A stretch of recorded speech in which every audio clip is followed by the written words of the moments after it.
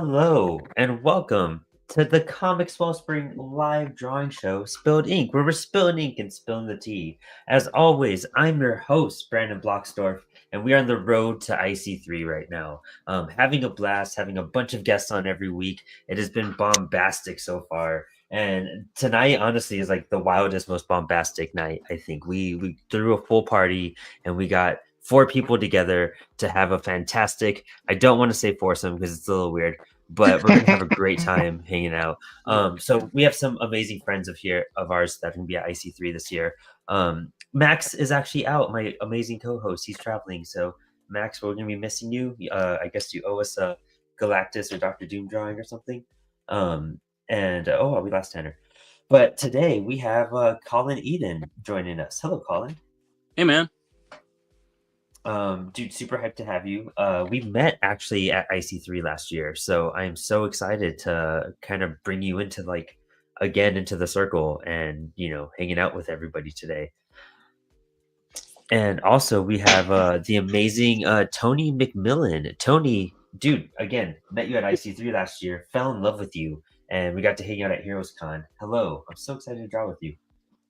Tremendous. I love talking to you, so it's good to see you. It's gonna be a good time, and I love seeing your work. So yeah, hyped.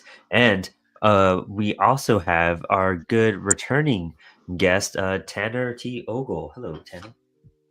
Yo. Yeah, sorry, I just dropped out as soon as we started. Oh no, that was perfect timing to come back in for the entrance. Yeah, Tanner and I collaborate on a whole bunch of stuff.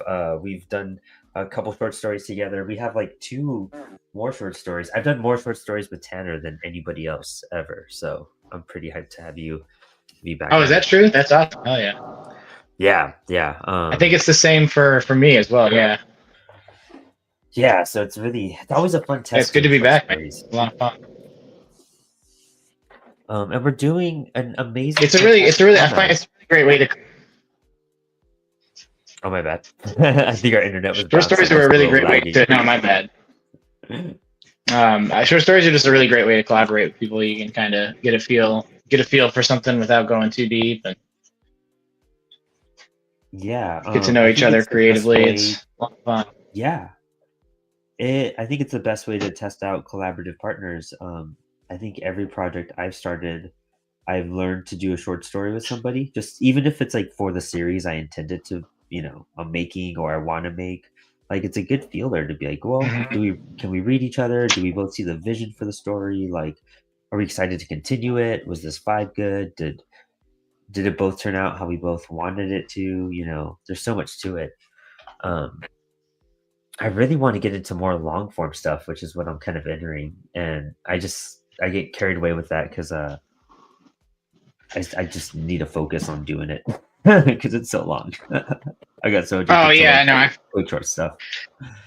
It's hard to keep the marathon going. I mean, I'm in the middle of my longest project right now, and yeah, it's a lot. It's a lot to keep the vision clear and to commit to it, and then just to really to understand how to tell a story on such a large format. I mean, Travis and I are working on, my brother and I, my creative partner, we're doing a 4-issue series. Is probably most likely going to end up being a graphic novel just because of release logistics. But yeah, it's crazy. I mean, I've been working on it since May last year, and it's just kind of like, it's like you just got to take it one bite at a time and keep moving and stuff. I feel like Tony, you kind of just operate on the graphic novel now at this point, huh?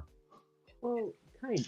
So I'm doing the new thing I'm doing now is Destroying Angel Lumen, and that'll be 4 issues, but they're 50-page issues, and then I'll collect it. But Serious Creatures was 12. Oh wow.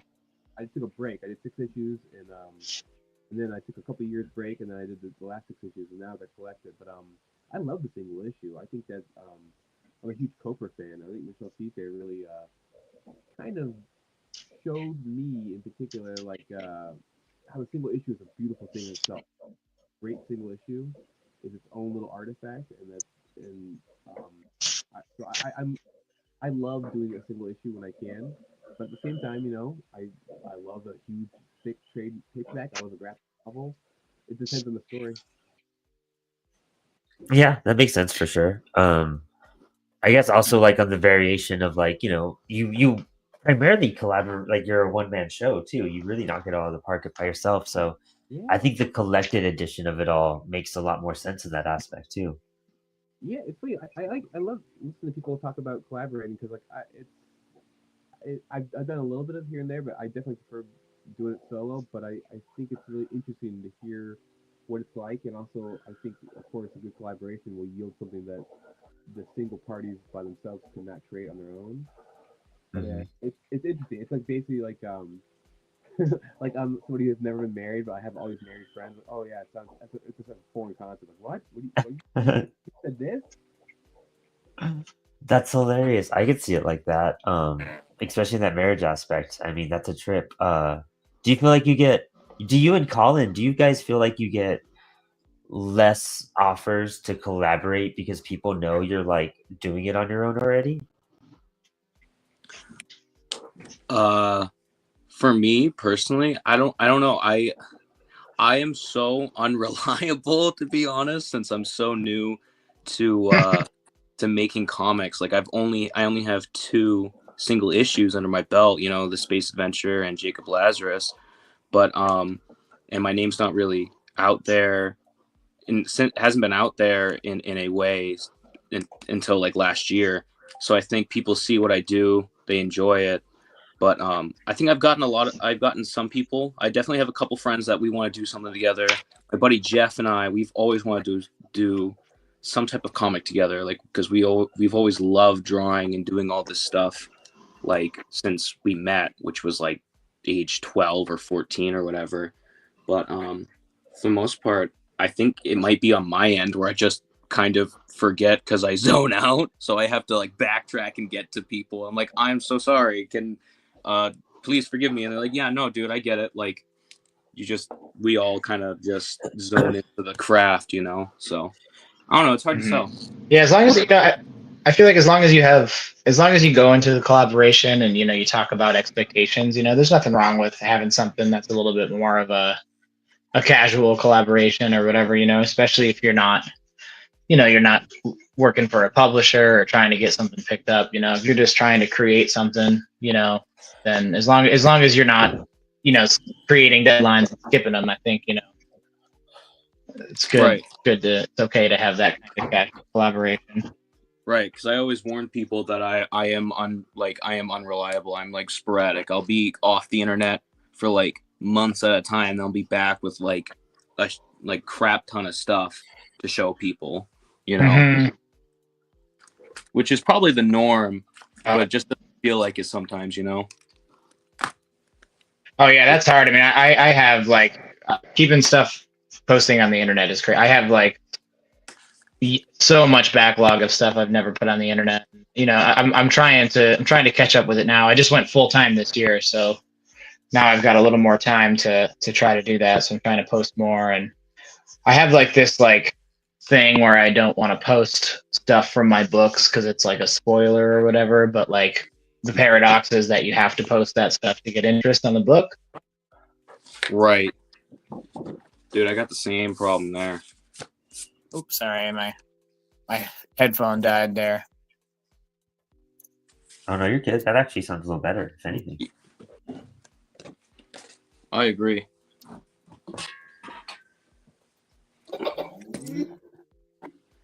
Yeah, I think I don't know, it's weird because I am trying to write my own stories now where I could try to draw them.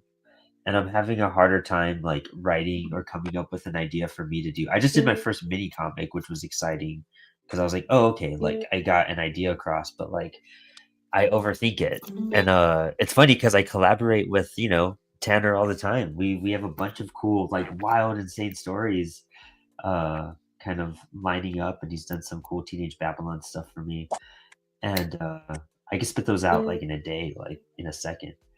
But when it comes to me being like, okay, I want to draw something, I just can't. I like freeze up. Sorry, hold on Oh, a sec. I can understand that because whenever I don't know, like whenever I'm trying to work with someone else and they want me to do something, I feel like I'm going to like choke, and then I actually do something for them and it's like, oh, this is actually working. And then me trying to work on the space adventure, I'm like, oh my word, I'm actually like having trouble with this because it's my own thing. Like it's just me that's doing this, me that's writing, me that's drawing. And so I feel like there's a lot more like expected of someone. You know what I mean? Because we I have could see tons it of too. people that do amazing work on their own, and they're just known for mainly doing stuff on their own. Like big inspiration for me is Mike Mignola, of course, and like, yeah. Sorry, I'm having hella technical difficulties. My bad. Oh, you're all good, dude. StreamYard's a weird thing, honestly, and my internet's Well, been healthy because of the weather. I keep like having to like go into a different part of it to like change a setting, and then I accidentally X out of the link, and then so I have to like start it over. Try Yeah, not to let actually, it happen again. that Mike Mignola documentary I still want to check out because it looks All right, super I feel like I'm behind. Really good. Oh, dude, it's so good. Oh, when did that come out? I haven't heard of that. A couple years now. On Prime. Right, yeah. Yeah, just hit Prime, yeah. Yeah, Check it out this weekend. I got to watch He it. had a. Sorry, you go. Oh, sorry. Yeah. He had a gallery set up in New York recently that I really wanted to go to, but at the time I was working in a restaurant, and like it was the only day that I could pretty much go was it was closed. So I missed it. Some friends of mine went, but yeah, I really wanted to go. It seemed incredible. Dude, and Watercolor? I just saw. Oh, was that Tony? Is that his watercolor work? Yeah, it was like a bunch. I mean, it was a lot of stuff, but it was mostly like watercolor pieces. There's like some pencil pieces and stuff. Oh my god, and they were like, he must have made so much money. They were all selling for like 13 grand up, you know, and like the cheapest piece was like 1,500, you know. Jeez, dude. Yeah, I mean, yeah, but there was like watercolor pieces that were literally like, you know, I mean, a Mignola piece, like a character on like a mound of skulls or whatever, and it was sell for like $15,000. It was crazy. Honestly, worth it. That's the dream. That's the dream, dude. Oh yeah, I mean, totally worth it. I would like if I wish I had that kind of collecting money. Oh, for sure. I feel like I'm behind. I'm gonna get on this inking train. I got lost in the pencil sauce, dude. Oh no, dude! I don't even know if I'm gonna try to finish this inking tonight. We'll see. It's the beast. I got too excited and I kept drawing when I was just trying to do like a rough sketch, and then I was like, oh no, I don't know what I'm gonna do because I'm mainly just a pencil guy. I barely ink because inking is so annoying. Really? It annoys me so much. Yeah, inking is. It took me fucking years to even touch inking, and then it took me years to like feel comfortable with it, or like, you know, get used to it. And especially with brush too. Like I started with micron pens, and then a brush was just like an absolute nightmare for the first. Oh wow! Right. I like started like with a brush, 100 pages. and then like microns are hard for me to use. I Yeah, like that's just started smart. That's using smart, these, you like, know. thin pens recently, but like I really do feel comfortable with the brush more. Like that's when I'm like in the zone and I'm just filling stuff in and touching things up. I like this really like fine line though. It's good to start with. I feel like I feel like using microns, especially the way that I used them at first. I took it, it like prevented my like understanding of like line weight and the importance of line weight, and like it wasn't until I started using a brush that I realized how that stuff works and how it can help a piece. Things like that, you know, how to get a good dynamic line. Because with the microns, like if you there's a, you know, and there's something to be said for the style, but you can just stick to like a very static line for different stuff, and you know, like I said, it is a style choice and it can be cool. For me, it just made my work look super flat, and then it wasn't until I started using a brush line that some of my stuff started to come to life a little bit. Right. Like Interesting. I still use microns because I'm just so used to them from like using them in high school and stuff. And I'm just terrified of brush. I've only ever, personally, I feel like anytime I use brush, it's always been terrible, except for the one time I did a Swamp Thing drawing for Jeff Lawrence, and I was like, I don't even know how I'm doing this. I'm just doing it, and it's working great. I mean, it was probably because of the like foresty looking vibes I was trying to go for, like this. No lines are like exactly the same. They're all kind of like, some are thicker, Mhm. liner, you know, and it worked with what I was trying to do. But for the most part, I kind of like just used to pencil, and inking is just Yeah, I mean, yeah, the brush is definitely is good for anything natural. You know, it's in fact it's hard to do techie things with brush. Like whenever I do backgrounds or like like metal things, with the exception of the Doom I'm doing right now because it's character. But it's that's like microns are good for that kind of static stuff. But like the brush really brings life to organic things or clothes, people, or whatever. right. So I Yeah, mean I use a that's lot the for thing. like I don't use a brush for everything. Some people are crazy. Some inkers use a brush for everything, and it looks incredible, and there's different textures. But for me, I kind of need that crutch as of now of like, using the different tools for textures. Like I'm going to use a quill for the things, rocks, oh because that, nice. I can't quite get that jagged feel on the brush yet. Oh, I want to get one of those. I feel like I'm still in the stage where I'm experimenting with so many toys. Like I'm kind of finding stuff I like, and then I use a pen for like one piece, like for a moment. But I'm kind of always looking Yeah, for like new actually, things. I just started using this, and I can't find them anymore. But it's like this double-sided Pilot pen, and it's just like a felt brush tip. But I've actually been using it a lot on my book because it's a really it's a really firm tip, and it's just got really good control. And like if I'm feeling lazy when I want to ink a page and I don't want to get the water and the ink and sharpen my brush and all this stuff, then I just take that out and it works great. Doomday says Jet Pen still has one.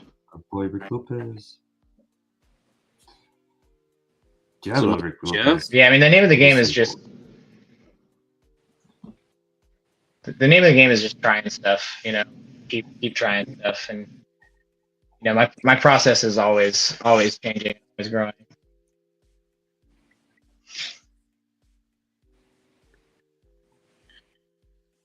Sorry, I was like really focused on this tiny head. Um, yeah, I think that's like Am I am the I best am I? part that's helped me grow is like always just trying all these different pens. I kind of go back to my same two for sure, but like getting a new toy just to test out and see what it does. There are a couple of like maybe two pens I've gotten that I've like used once and never again, but that's probably a not.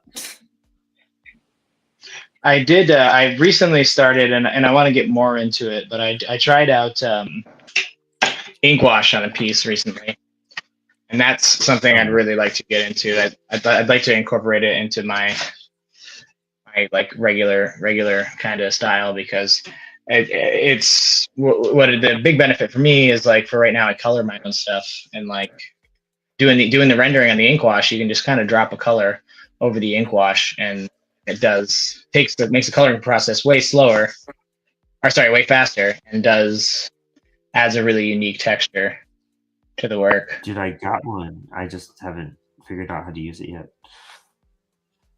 Oh, what a ink wash pen! Yeah. Yeah, I want to get like the little holders because I was just adding water to ink, and like I have this little palette that I had like it's got these tiny little like um whatever like containers in it or whatever. I had like 9 of them just full of different mixes of ink and water. And like that's the hardest part is really like, and I didn't really do a lot of research. I'm sure there's like a science percentages and stuff, but the hardest part is kind of figuring out like how to create a good value to keep the value consistent. I was gonna do a whole book with it, I'd want to have probably like just like 3 or 4 values that I know how to make consistently. Yeah, it makes sense. Yeah, mine's just like one of those little plastic tubes that like you fill up. Yeah, I friend of mine recommended that. I gotta go try it. I want to get some and try it out because it definitely wasn't like super efficient to be dipping water in ink for every every thing that I filled out.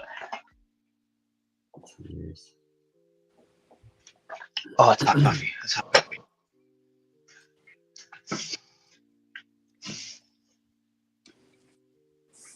I'm trying to do this like, well, I think this whole piece is almost really intricate, but like, it's like the doom at the very bottom was, dude, Tony, that doom looks great. I love your doom.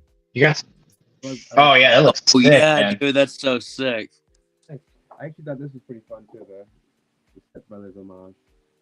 Oh man, that's great. You got some real Sienkiewicz-y stuff going on there, dude. I love those Lo- stuff that here. Love those squared off like sketchy lines. That looks awesome. Have you guys ever seen Bill Sienkiewicz at a convention actually drawing? Seen Oh what now? yeah. It's really fun to watch. Like it's like a tightrope act. You never know what he's going to do, and then it just kind of comes together. Oh, I don't know if I have seen any videos of him drawing. I actually got to interview him once while he was working on a Wolverine piece, and I was just like blown away. Get He was outta trying to, here, like, dude. That's focus incredible. so hard. Yeah, it's so cool. That's awesome. I can't believe you interviewed Shelley Bonds the other day. That was crazy, dude. That was a lot of fun. She's so great. I adore her so much. Yeah, it was great. It was a great interview.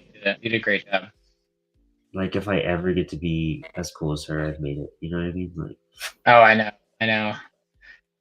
I don't know if it's possible, dude. I don't know if anybody can be as cool. honestly, She's just like such a prime era of Vertigo. Like her name is on like so many books that I absolutely love, that are formative for me as a comic creator. yeah, dude, Jade the Changing Man was like pinnacle for me when I was getting into comics. I've actually never checked that stuff out. So the first issue like blew me away, dude. Like, that's when Vertigo was doing those 40-page first issue comics. Like, Oh wow, yeah. Dude, Vertigo's back, baby. I can't believe it.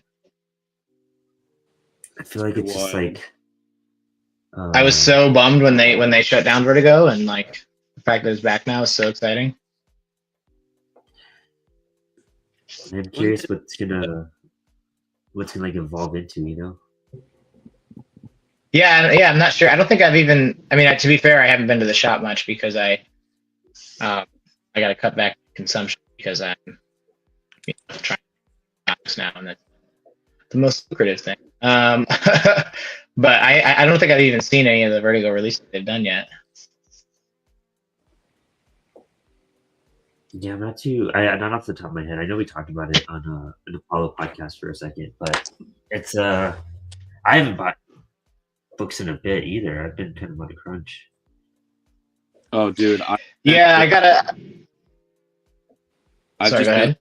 Oh no, you're good. I was just about to say that like I've been really bad about that.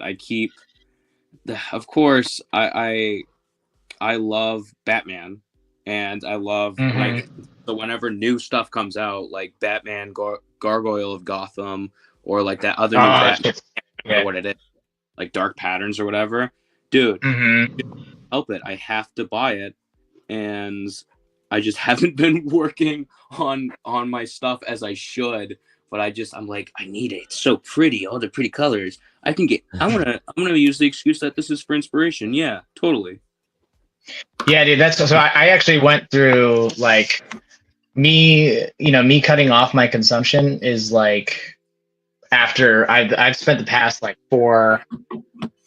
basically I think since like COVID really is when I really kicked it up, but like the past 4 or 5 years like absolutely just like destroying my bank account on comics. Like every indie title that I wanted that looked cool, like you said, like any cool Batman story or like some of the tie-ins, and like it was just I have, and as a result I have like a long box and a half of stuff that I haven't even read yet. You Same. know, Oh, dude, same. Yeah. and so that's where I feel a little bit better, but about it. But yeah, right now it's kind of me dealing with the choice of what to keep because like I'm torn between, like on one hand, I'm at this point in my life, I'm a little, and because of the quality of some of the books, honestly, I'm a little more interested in like creator-owned titles and stuff like that. But I've also been collecting Batman, Spider-Man, and Action Comics for so many years that like I feel like a loyalty as a collector to like, oh, I need to continue my collection, Oh, right. So it's kind of a hard balance to figure out, and like, I've kind of just been avoiding going to the comic shop. I need to get over there and make my choices. I feel you, dude. I had to do that same exact thing. Like, I kind of got to a point where I was like, well, I have way too much stuff that I haven't read, and I really can't afford keeping this up. And honestly, I'm Well, so busy with like our comics now. I can't even catch up on like my indie comics or the stuff that I had backlogged in general, which is a good thing. yeah, I'm happy that like my work's taking over that. yeah, But exactly. And it's I like have a to never pursue, read pile.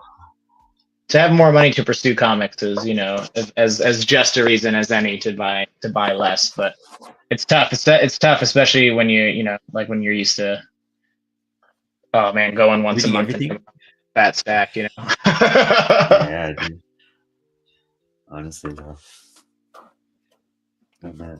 You know what? I gotta raise my board. No wonder. Like my board, I didn't realize I was like tilted down a little bit. I was fighting my cat right before we started. There we I go. keep I keep my board at like almost a 90-degree angle. Mine's like I realized that the other day. I saw some videos of I think it was Danny Earls. I saw his Instagram video of like where the angle his board was at, and his board's like very slightly up. And I'm like, man, is it weird that I keep my board and like so high up? that's super straight. Like, I do like a Yeah, little but above 40. Like I'm like at 60 degrees or something probably. yeah, it's just like I mean, for one, it's for my back, but also like I get that I get scared that like because I did it for years. I get scared that when I'm drawing stuff weird because I'm seeing it at an angle. You know, like Oh yeah. my first couple of books I just did on like a regular desk, and there's stuff that like you see it like, oh, I definitely drew that. It's flat. you know. Oh, dude, yeah. That. That makes sense.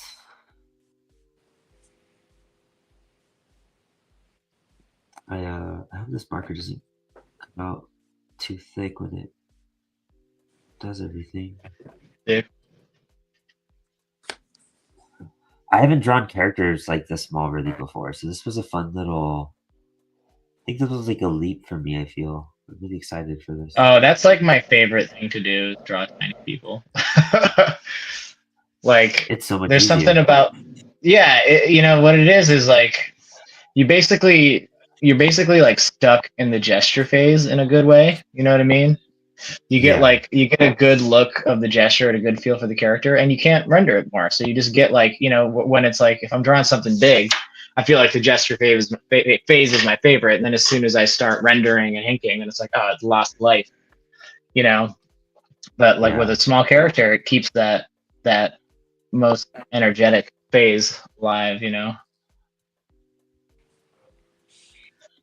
yeah. That's true. I had to do that for the surfer here. Just like figure out how I'm gonna make him work, and like I gave him like a really kind of wonky Tradmori body, and I was like, I think this is what's gonna help give him some definition, and it worked out really well. As long as I ink it right, you know what I mean? Yeah, dude, I tried to draw the Silver Surfer a couple of years ago, and to be fair, I think but really, yeah, it really threw me for a loop. The rendering, like chrome rendering, is just so hard. I can do it in color, but to do it with ink, it's like a commitment issue that I can never like really commit to drawing down black. You know, I feel yeah. I was thinking about doing it on Yeah, Doom here, forgotten, and now I don't know if I'm going to.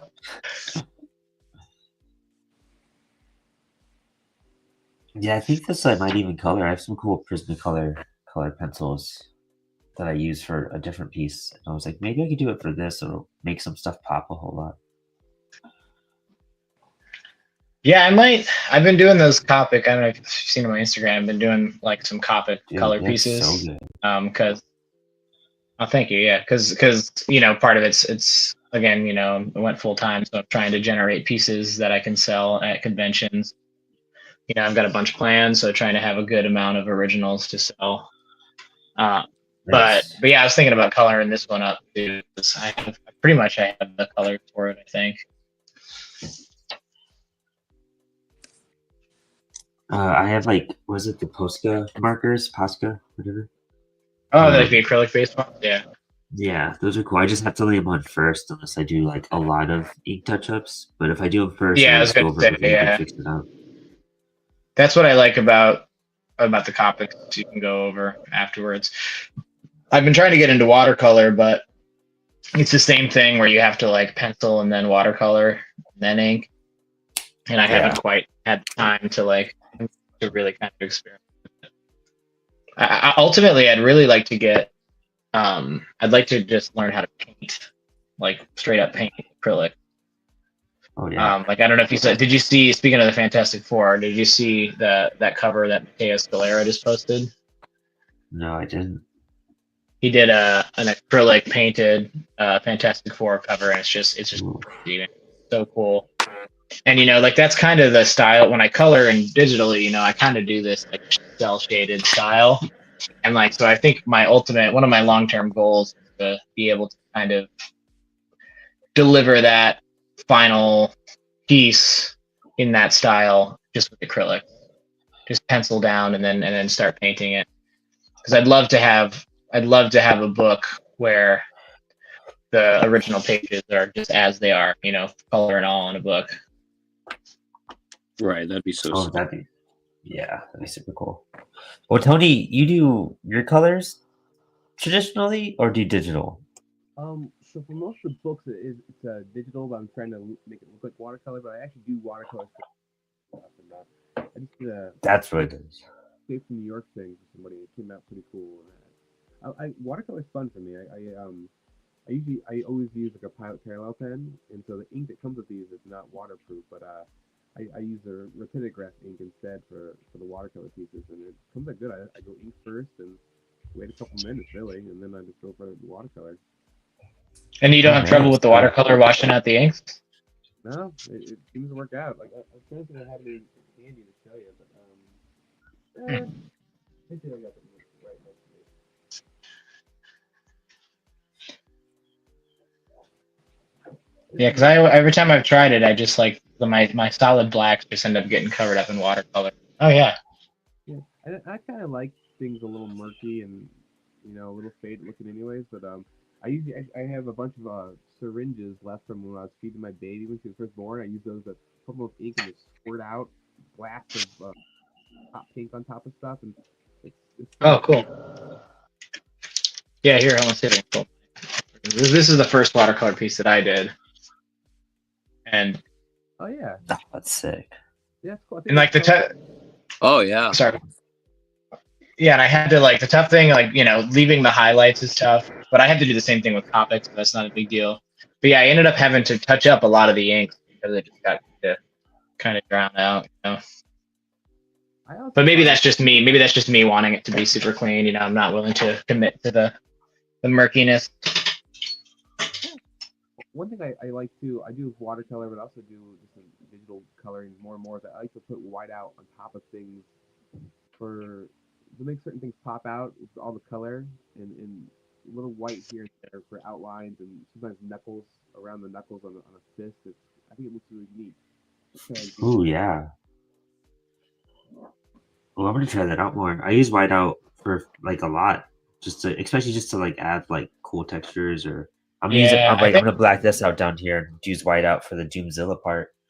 But yeah, for anything that's like mostly silhouette too, for me, I find it helps because you can like black everything out and then kind of just carve the shape a little farther with the whiteout.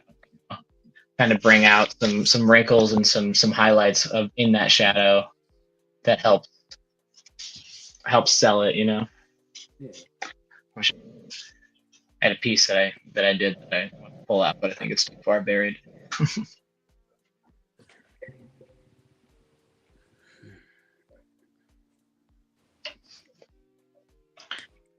Wonder if I can pull off this bird crackle.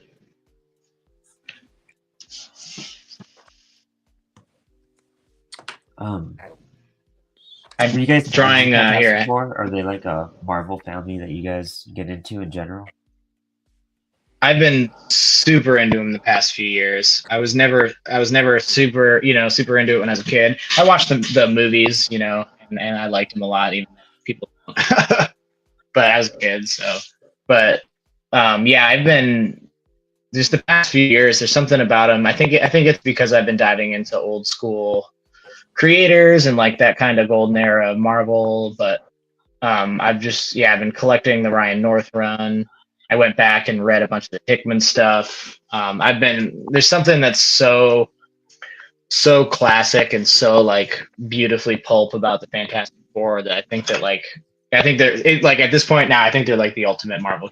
I think over Spider-Man, over Iron Man, I think they're like the epitome of what Marvel is. Really? I definitely see that. I had Yeah, I didn't really read the. well, sorry, go ahead. Sorry.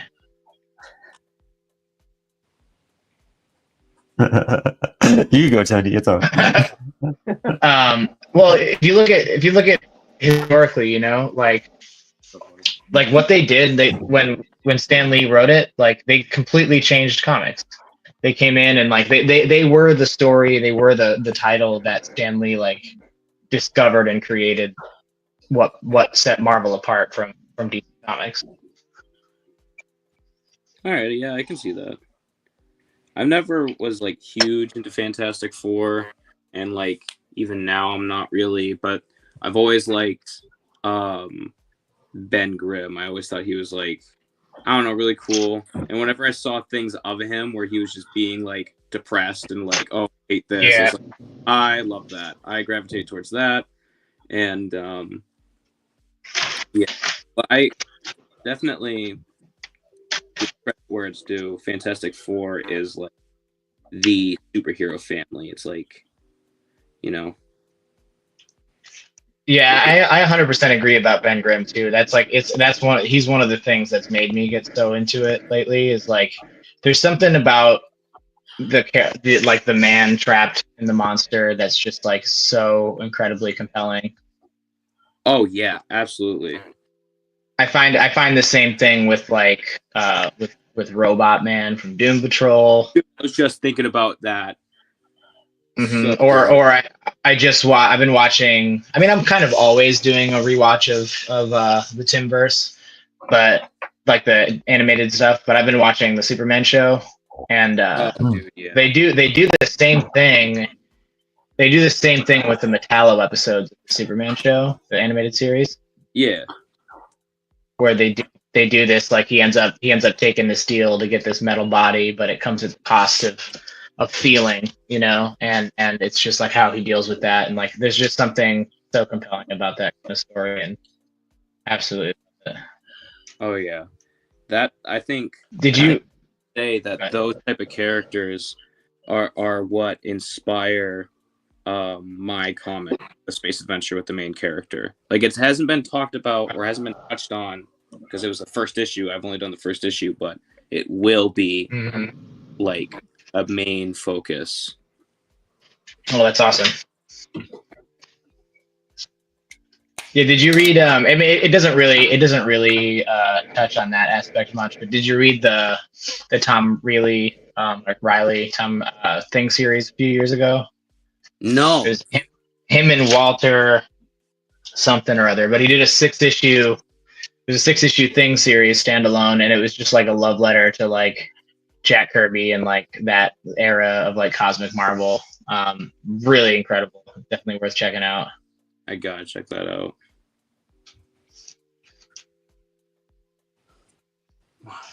Getting lost in the inks right now. I gotta see how it looks without the light. It's bearable. Okay. That was it. It's 8:10. Okay, I'm actually doing pretty good time. We're like 40 minutes in. All right. I'm like wondering how far I could get tonight because I think I keep on adding stuff into the inks, so I'm like in different spots than I expected to be. You know. You're getting lost in the sauce, man. Yeah. Yeah, one Tony, thing that like that I so go ahead. Tony Silver Surfer. I love how he like does it so. Like you give it that like a Martian-y look, which makes sense, of course, you know, him being an alien, but it's so fluid at the same time. I think he's like a. Uh, He's very beautiful looking when I draw. Yeah. Honestly, I can see that. John Romita Jr. did a really good version of him in Daredevil from like the late '80s. Awesome. I love John Yeah, Romita listen Jr. to that. Yeah, me too. I get on the fence with him. I admire him. I've actually had lunch with him. He's a really nice guy. I adore Don Vito Jr. Just for the Oh, record. yeah, I mean he's a Like, super I nice think he's guy. cool. Super nice. Super nice guy. Adore Wait, him. sorry, who? He's a hitter. John Romita Jr. Oh, okay. When did you have lunch with him, Brandon? What is this? What is this? You just rubbing elbows with royalty on a regular basis. I used to hang out with a lot of like. Oh yeah, I had lunch with John Romita Jr.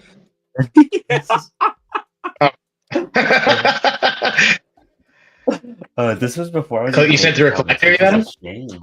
Yeah, like I when I Oh, would just get like autographs and whatnot, you know what I mean? And just like a friend of ours who was really like who did that often. His wife went to go get food, and then she was just sitting, and I guess John Romita Jr. was eating food at the same time, and they had recognized each other, and so he said hi to her, and then like we all met up with them, and we just all had lunch together and everything. So that's it's pretty chill. so cool. Nice guy. I just Yeah, I didn't like his stuff on like Tom King's Batman run. But I love his Daredevil stuff. Like his earlier work, I feel. I mean, that's that's all. the thing is though, like, yeah, I mean, Whatnot, you know? I do get it. He does like, he kind of at a certain point he kind of falls into like a cruising altitude, in his career, Yeah, and yeah, that's like what it some felt of like. his Yeah. like. Yeah, and some of his like faces and characters get a little static, a little all the same. But like I'm at a point now where I kind of did feel that way for a while, but I'm at a point now where he like all of that is just completely like eclipsed by how incredible of a storyteller he is, and how hard and consistent he works. Like he, he's been drawing. This is his 5th decade of being a professional comic book artist, and he just did a 2-year or more long run on Amazing Spider-Man. And it's like, and again, like I understand the complaints with like some of his, falling into his style, but I think we should all be so lucky to have a style that you fall into and stay in. But yeah, but his regardless of any of that technical stuff, like his storytelling from panel is just unparalleled. He's just one of the best storytellers in comics. Like he tells such a clear and dynamic story. And he actually I didn't realize it until lately, but he actually really reminds me of Kirby a lot in his storytelling and in his like structure. He has this really like thick blocky structure to his characters, and it's like if like there's a few, like if you see him do a good splash page, you can almost put it right next to the Kirby thing. It's so similar. He's like the modern Jack Kirby. He's so good.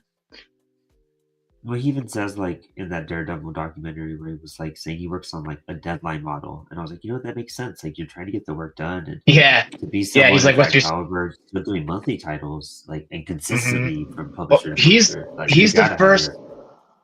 He's the only person in the last like 30 years to have. I think it was in the 90s or the 80s. He was doing 4 titles at once as a penciler, which the only person who ever really did that was Jack Kirby. And a lot. I mean, a lot of old artists did work on multiple titles, but like nobody does that anymore. And like it's crazy that he pulled that off in the modern era of comics.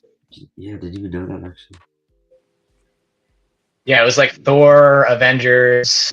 Yeah, I don't remember what it was, but it was like 4 Marvel titles. It was absolutely great. And then you look at the art, and like he wasn't slacking. Like one of his 4 titles would have like a city scene that's like huge and crazy. You know, Yeah. like one teen book, I think. Like he's an absolute workhorse. Absolute workhorse.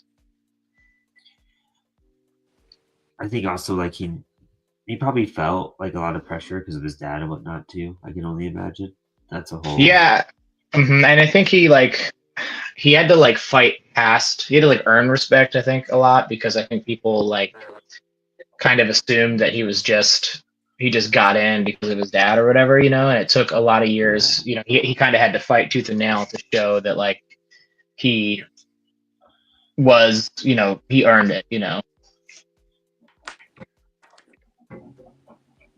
And then eventually he Yeah. did gain respect, you know. It's like the Q-Birds in that sense too. The Q-Birds had a lot to like work towards to like be like, well, we're not just riding this horse, like we're aiming for it.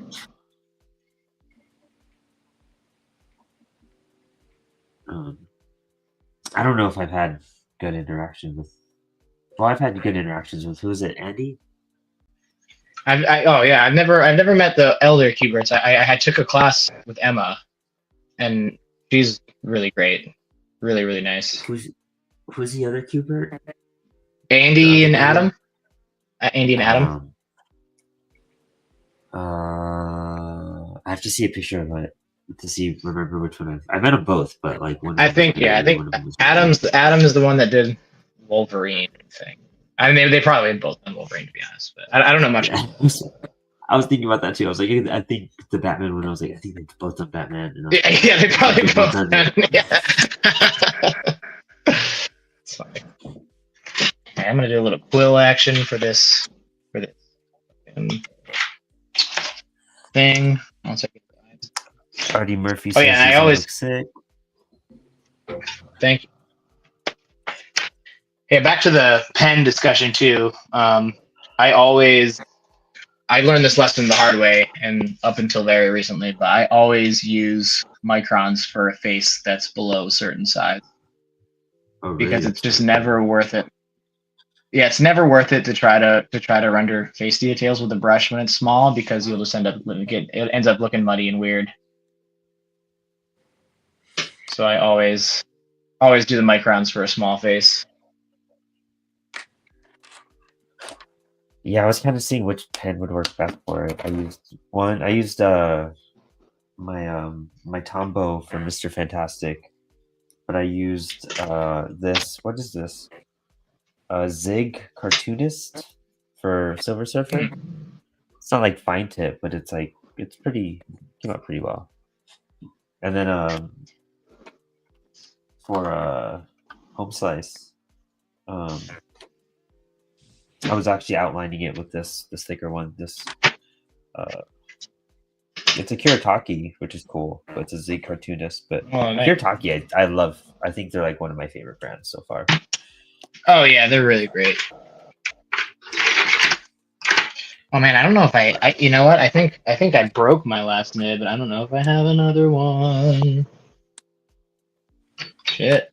I love how like Tony can just spit out poses like back to back. I think that's one of the most difficult things to do, I guess, is just consistent poses. Oh, thanks. I mean, some of these are like, you know, ones I've done a few times. I definitely have to stop and figure it out when I do foreshortening. That's kind of weird. I love doing it. Yeah, I guess that's a good way to do it though. Is like figure out like some of your poses that you can kind of just pull out of your hand, you know? Yeah, and stuff. It's like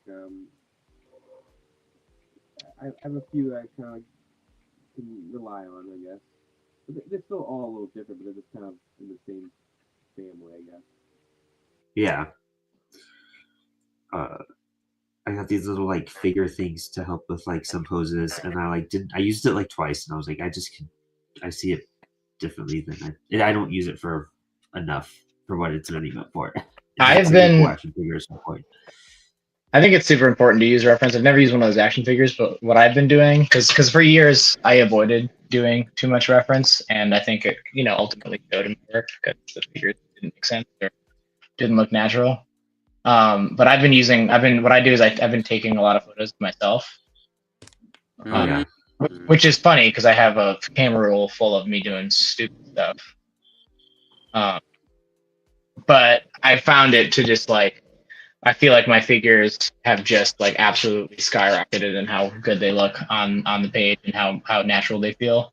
And then if I like, and it shows like if I choose not to do it on the same page, like for a different figure, it's like night and day between the two. Oh wow. So I've been really trying to like every single figure, every single hand, take a picture and just use it. And it just makes such a big difference for me. I always have a problem with using references because I feel like I lose my art style when I do it because I'm like my brain is too coded to like want to follow what I'm looking at. Yeah, So I feel that. I basically, think that's what I'm pushing myself to do. Like at this point, is exactly that. I felt like I was copying stuff too much, and I was like, okay, I'm gonna use this pose reference, but I'm gonna like redesign it, or I'm gonna use this like costume reference, but I'm gonna like pose it differently. So I'm trying to do that a lot more, and it's been a lot more fun. Yeah, it's Sometimes hard. I You just kind need of a have to full like, pose. yeah, you have to like use. It took. I had the same issue for a while. You kind of have to develop a language where you use it. You use the picture as a reference, not as like you don't copy it entirely. Like I just kind of use it as like a cheat sheet. Where it's like Yeah, I'll still try to do something expressive and different, but just have that kind of security blanket there. yeah, And then exactly. so do like an interpretation of the photo that I take, and it's been working out well for me. Unlike Yeah. the snib is not pulling well.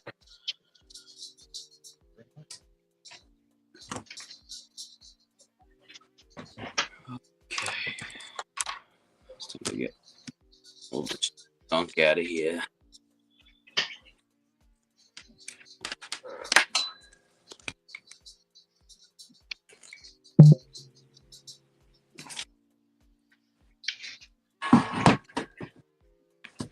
I think we all got in that zone of mode for a second.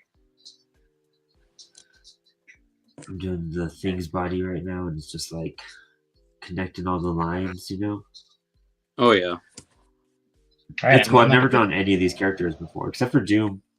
I think I've Well, done one Doom before. always too scared.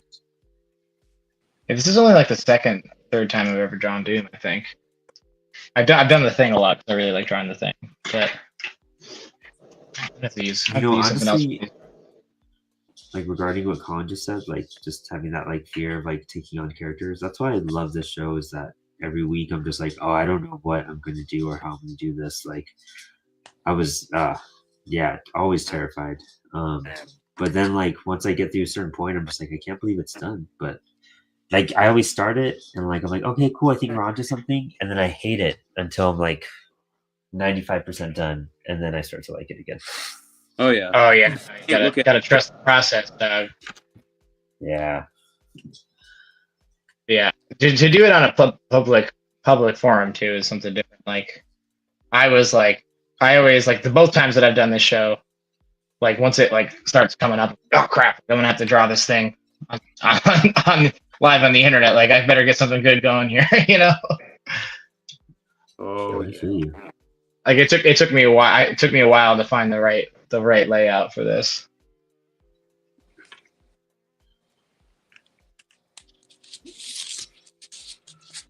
Let's see. I think that's always the biggest of like I hope I just not every week's my best week, I've come to realize, but then like sometimes like I think every like one out of like 4 or 5 drawings I really, really do love. Oh, dude, that's like the name of the game. I love when sometimes you just have a day where you're just on, and they can't explain it, can't recreate it, but Yeah. it's such a good feeling. Says this brush is working out really well for the picture. Nice. Couldn't get my quill to pull right. It just like the ink just stayed in it. But yeah, that's what I love about this pilot too. Is it's got like it's so firm you can get like a sharp. You can almost get a quill like sharp squared off feel if you use the side of it. Which is kind of what I'm doing now. But I'm pretty sure they discontinued this pen anywhere else, so might can enjoy it while I have it. I don't know if I'll be able to get it again. That's what's heartbreaking about some of my disposables. I'm just like, dang, that was great. Mm-hmm. Yeah, I got it happened to me last time with non-photo blue pencils. It took me like years to find a non-photo blue that like drew well. It wasn't too soft and erased well. And like 3 months after I found it, the company discontinued it. Oh, Rick Lopez, Doom Days said Jet Pen still sells that pen. So you have to go to Jet Pens. Hell yeah. Thank you so much. That's tremendous. Thank you for that information. Yeah, because this is I had it for years because I saw Scott Hanna using it at Terrificon some years back, and I ordered a couple and I never touched them, but I ended up doing this. There's a comic shop in Worcester, Massachusetts near me. That's Entertainment, and they invited me to do like a Batman Day event, and they paid me to table, which was cool, but part of the deal was you had to do one free sketch for every customer. Oh, geez. And it was bonkers, dude. I like as soon as and I was like, oh, this will be pretty chill. Like, I don't know how big it's going to be. Turns out super busy. And I had, people lined up at the door as soon as they came in. I had a line. I had like a queue of like 10 sketches. And this thing like just came so in handy where I just do a loose sketch and like it's like such a perfect, like quick on the go brush. And I've been in love with it ever since. I do it every con I do, I bring it. And like I said, I've even worked it into my daily deal. That's dope. I gotta check out the Jetpack version then. I'd love to check that out. Yeah, it's also got a gray side, which I've never used. Haven't quite found a use for it, but it's pretty cool.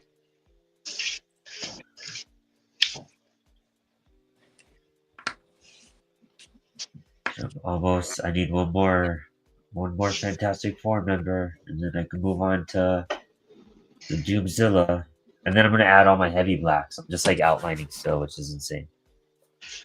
I know, yeah. What do we got? Oh, we got an hour left. We're good, dog. Oh yeah. Crap. I know. I started blacking out these curvy dots, and then I was like, wait, this is a nightmare. I'm gonna have all this big pools of ink on here. I'm not gonna be able to finish it, so I had to backtrack.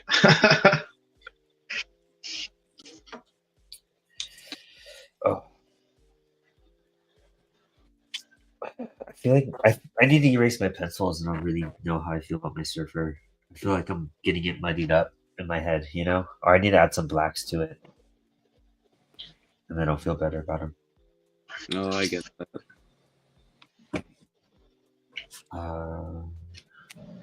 Old microns for this tech. Let's see if this is working. Scary stuff. Do the Human Torch next. The Human Torch. So did you see that? You see that Fantastic Four print that I posted, Brandon? Yeah, I saw that. So when I did that, I did it at a convention. I just like was bored because it was like a convention that ended up being like an anime convention. And I could like the Human Torch was another thing that like I thought I was like, oh, it's a Human Torch. I'll draw him, dude. A nightmare. So hard to draw. I just ended up retrying like all these different methods to get like his stripe. I tried like doing him like heavy blacks, you know, and that like sunspot kind of, and that didn't work. And I basically redid him so many times on this thing that that actual print I redrew him digitally because I love the piece, but I just like absolutely demolished the Human Torch, and I just had to redraw him digitally. Oh my gosh, dude! Yeah, he was I had to figure him out like a whole lot. Wait, give me 1 second. My cat just knocked something over. I will be right back. Classic.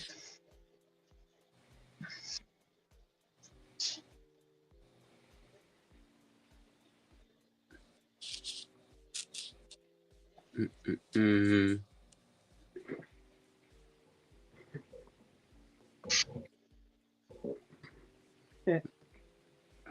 We are just going to trust the process here. Colin, can you put your piece towards the camera? I want to take a gander. Yeah. Oh, hell yeah, dude. Hell yeah. Looks great, dude. Thanks, man. I love I love when the thing wears clothes. Great. Oh, dude, same. I love the whole trench coat. Yeah. The hat is just so goofy, but it's so good. I drew when I was doing a Qbert class a few years ago, I did some like thing in Hulk samples, and I drew him in like a white suit and like a pink shirt. It was awesome. It's so much fun to put clothes on his big bulky body. Yeah, dude. That's awesome. All right, I just had a drawn him before, so I was excited to draw a trench coat man because that's another one of my two favorite characters to draw is depressed looking monster man and trench coat sad man. Oh hell yeah! Oh, it makes sense that you did well with that Swamp Thing piece because Swamp Thing is like the ultimate depressed monster man. Yeah. Yeah, dude, I love Swamp Thing as well. It's just that's like my brand of characters, I guess. It's just that's what I stick to. He's one of my absolute favorite. So good. Let's see. I'd like to readjust myself because I'm chewing your lap. That Rom V series that came out a few years ago was so good. Oh yeah, the Swamp Thing run, yeah, so good. Yeah, I was skeptical, and man, was it good! It absolutely blew me away. Because anytime they do like a new character, I was like, oh, so gonna be a new Swamp Thing? Like, oh god, I was so wrong. So good. I thought at first it was gonna be like just very Alan Moore-y because how it started, and then I'm like, oh no, he did his own spin. Cool, like he's. Oh yeah, 100%. Yeah.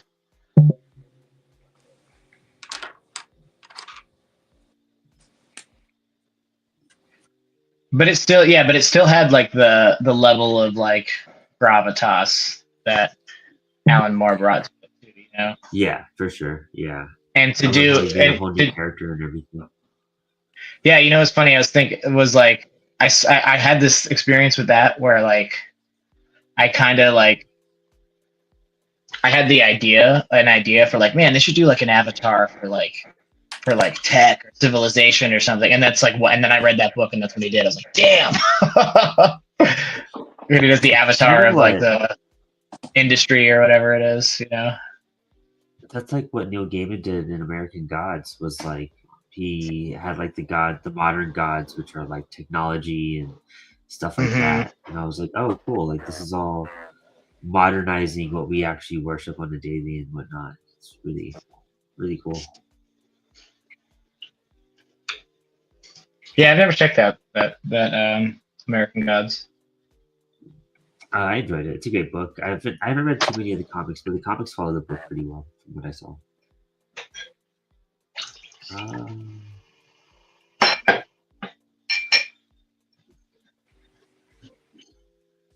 Crap, am I totally? Oh, never mind. There we go.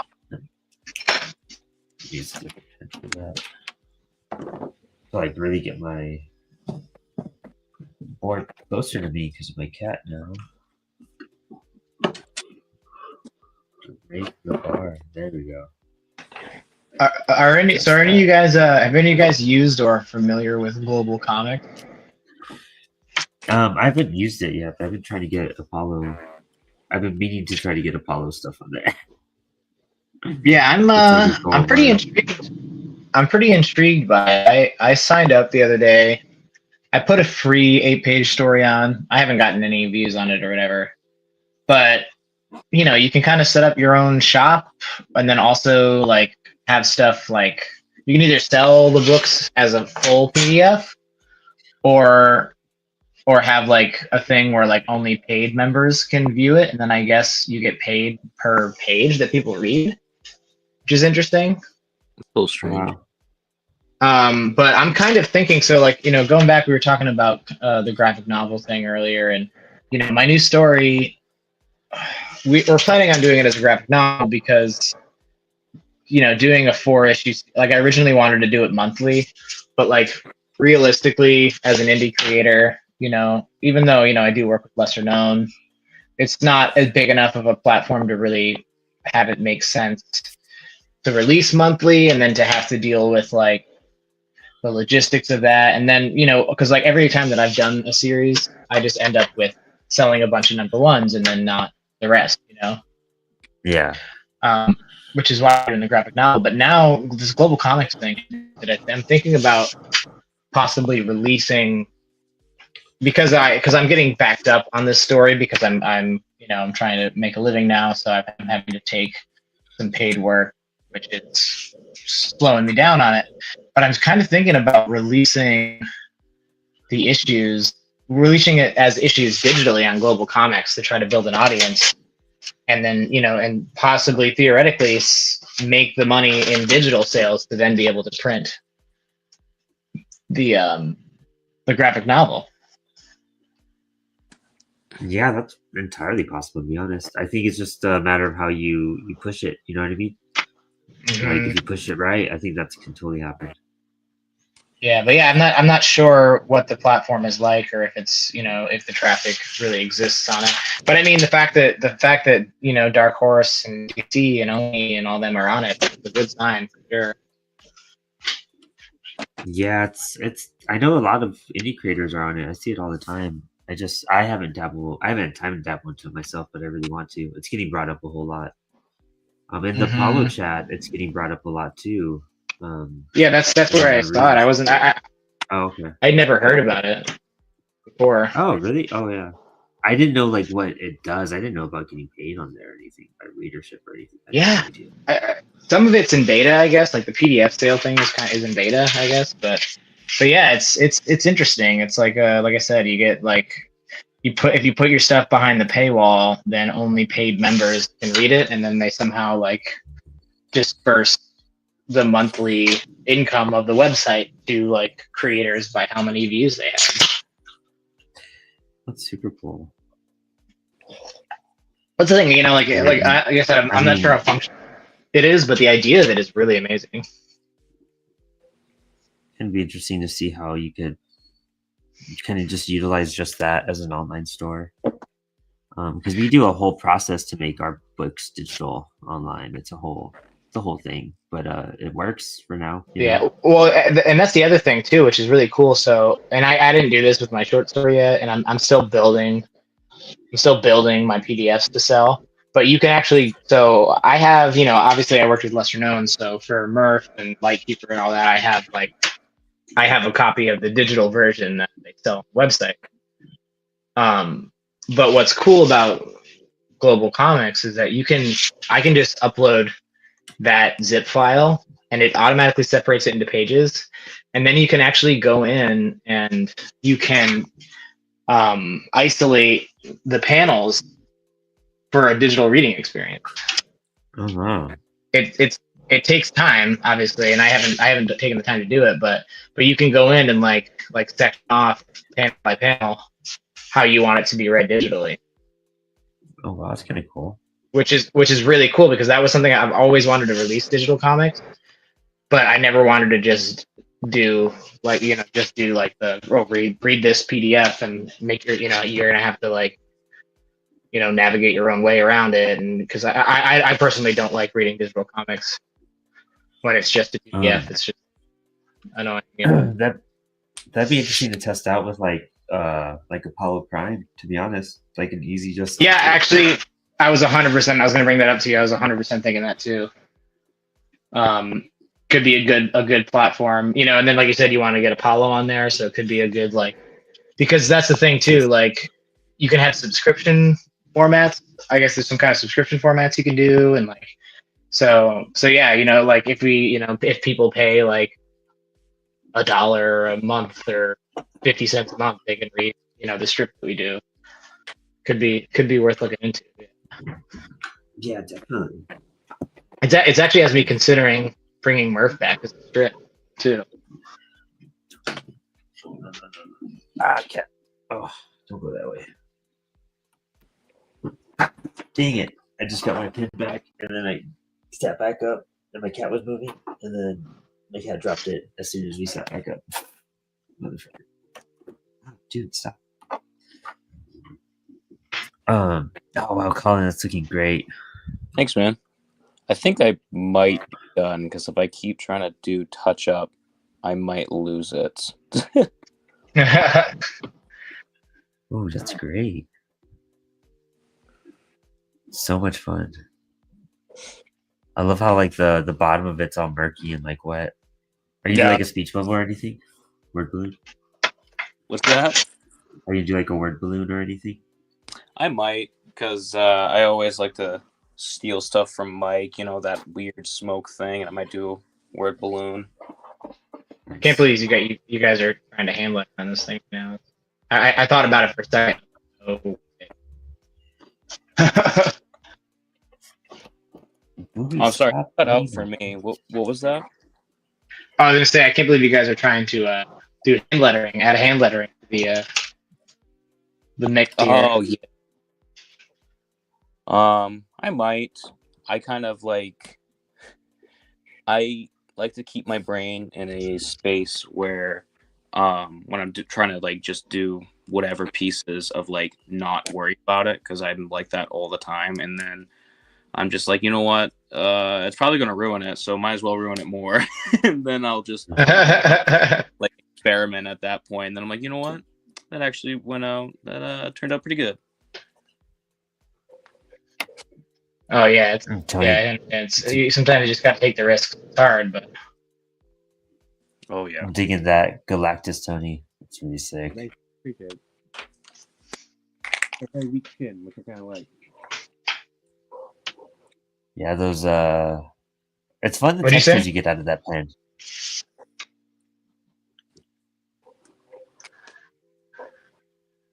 I was just saying the textures he gets out of his pen. I love how it comes out. It's already just it's good to go. You know what I mean? It's so much fun seeing that. Mm-hmm. Trusting in the tool. Yeah, you get a nice dry brush effect. That's one thing that I want to start experimenting with too. That I've never quite had it's like we were talking about. Never quite had the bravery to commit to is trying some kind of dry brush effect.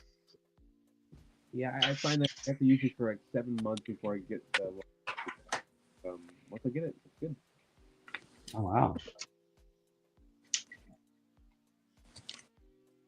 Yeah, dry brush stuff. I like the texture. I just got to figure out how to use it properly the way I want to. Just got to experiment with it more. Play around. Well, yeah, that's the thing. That's the thing is really kind of understanding the context and where to use stuff. Sean Crystal from the Inkfold podcast does it really. It's like his whole thing basically. He does it on everything, and he does really incredible the way he uses it. He uses it in all sorts of formats. He has it to add texture. He even uses it on the outline sometimes, and it just creates a dynamic feel for the drawing. It's really great.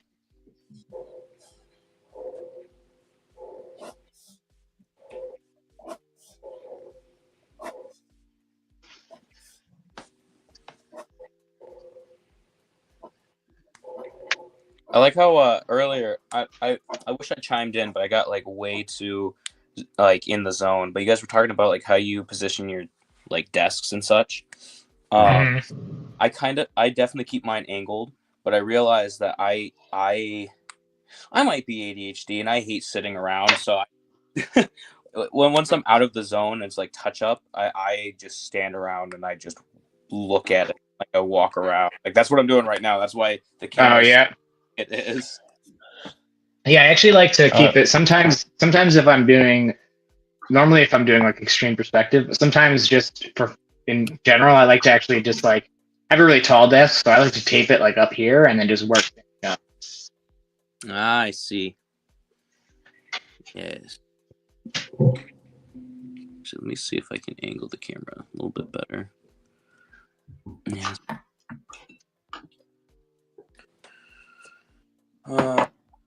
Think about what part I'm gonna start first. If I'm gonna do the Doom mask or if I'm gonna do Zilla body.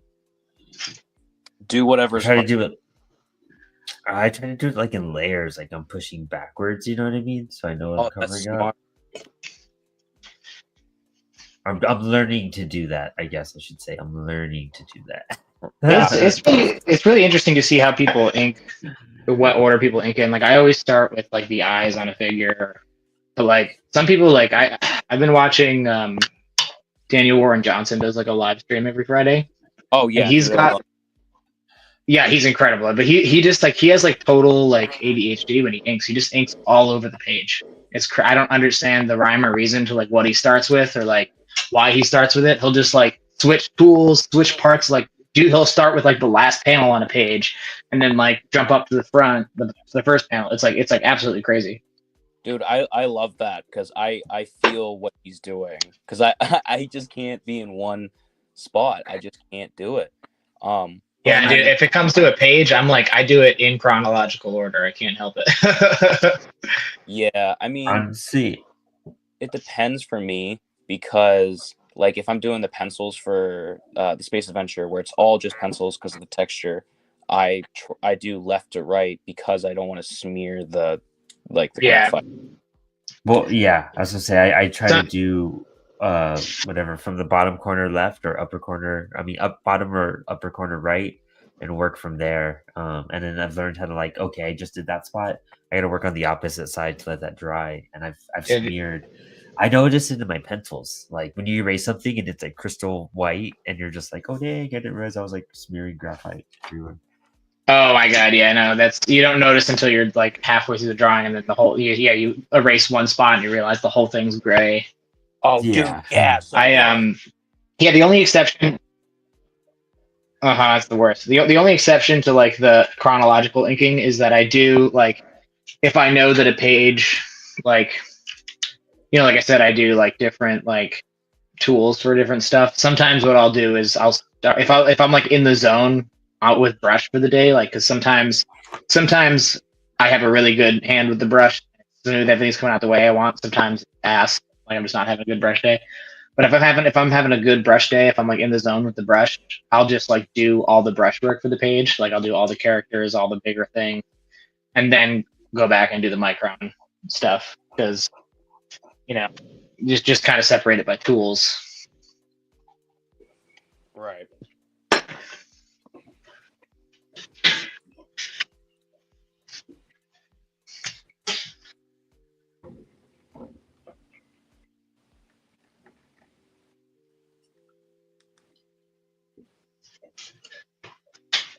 I'm getting better at doing like my little streak lines because I'm figuring out like to do doing the little build up does actually make it straighter and pointier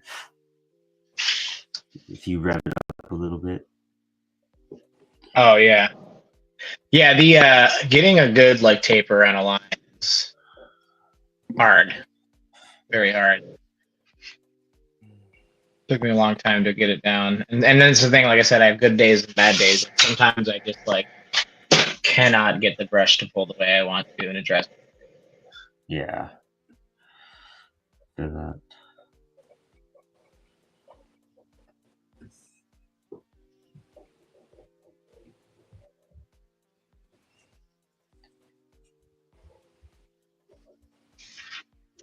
Yeah, this is probably gonna take me definitely. Where are we at? 119? Yeah, I'm not gonna finish this in 40 minutes. I'll get close though. Depends how long this Doom helmet takes me. I just had fun zoning out into this past week. It was a fun little project for me.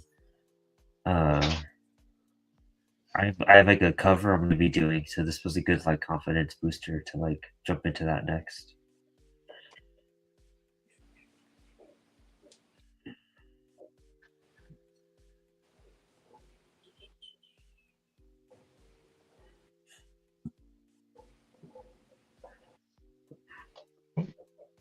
Sorry, you kind of cut out for me right here.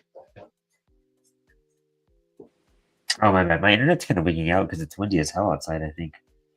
Um, yeah, this is like a fun little confidence booster because my next project is a cover, so I'm like happy this came out pretty cool. It's starting to come out pretty cool. Dude, it looks fantastic. Thank you. Oh, Tony, that background stuff you did there is super cool, super trippy. Oh, thanks. Wow. Yeah, let's go for something kind of psychedelic. I really like that trad. Yeah, it's got a really cool vibe. I've been really into James Heron stuff lately a lot too. So. Oh yeah, he's rad, dude. He's great, and he's done a couple classic drawings, but a lot of his characters are cool, like Kirby headpieces and stuff. And those are kind of cool version of that stuff.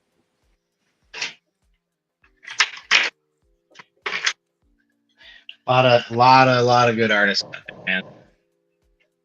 Yeah, he's one I just found recently. Oh, cool. I don't think I've read anything of his. I just found him on Instagram. Yeah, I mean, I thought he was drawing Rumble for Image a long time ago. John Acadia is the writer. He used to do some Hellboy and BPRD stuff, and that's really fun. Uh-huh. He's writing and drawing Ultra Mega now, which is really interesting. Oh wow. I'm not sure writing wise it's up to where his drawing and his storytelling is, but it's still a great ride, and I'm still reading it. Talking about, did I hear Ultra Mega? Yeah. Oh, dude, it's so good. Looks great.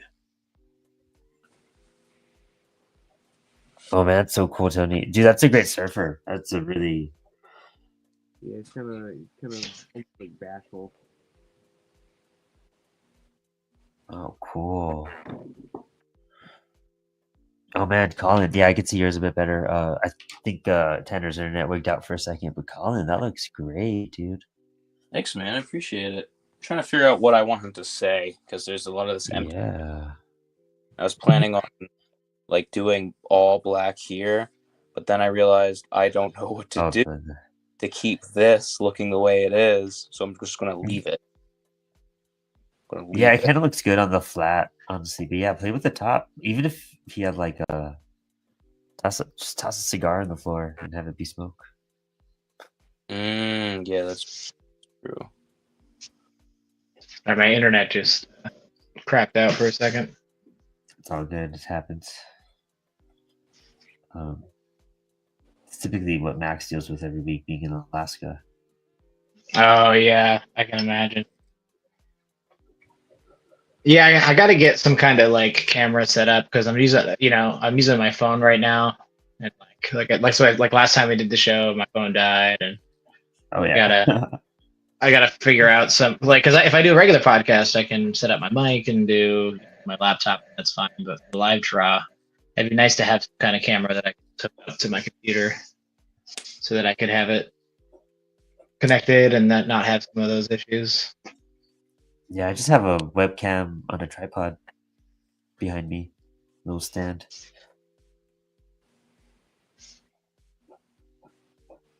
Mm. You cut out. Oh my bad. My internet sucks right now too, dude. I just have a little tripod behind me, with my webcam attached to it.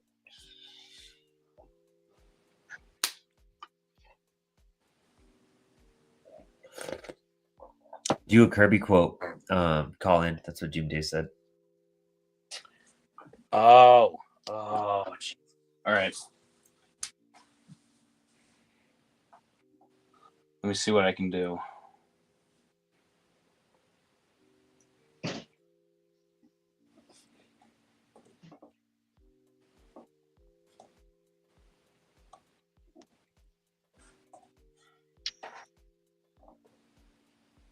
I just changed my internet setup. See if that's any better. do my phone's internet instead of Wi-Fi.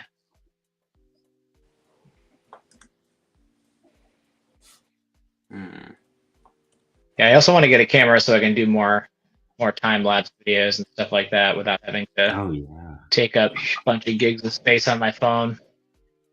for reals though.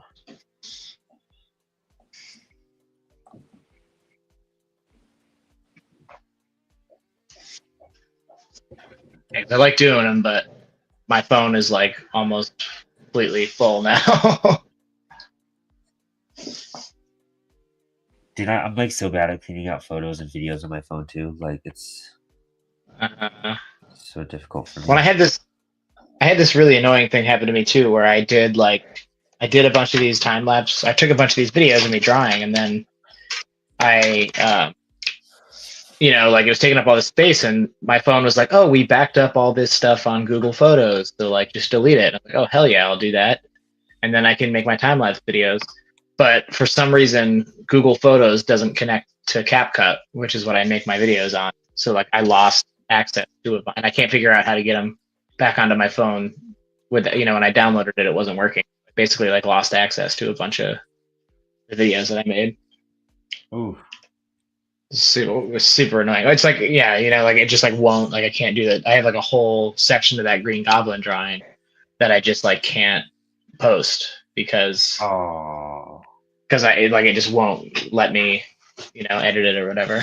Super frustrating.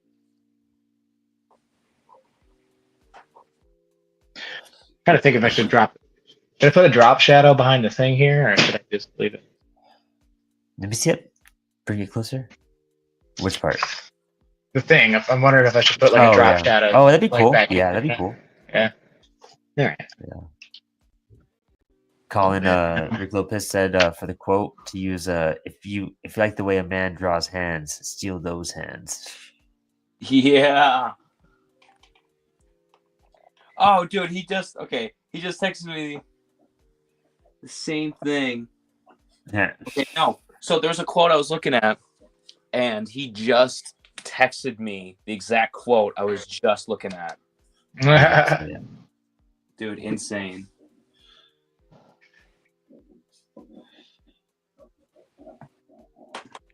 This man can read my friggin' mind.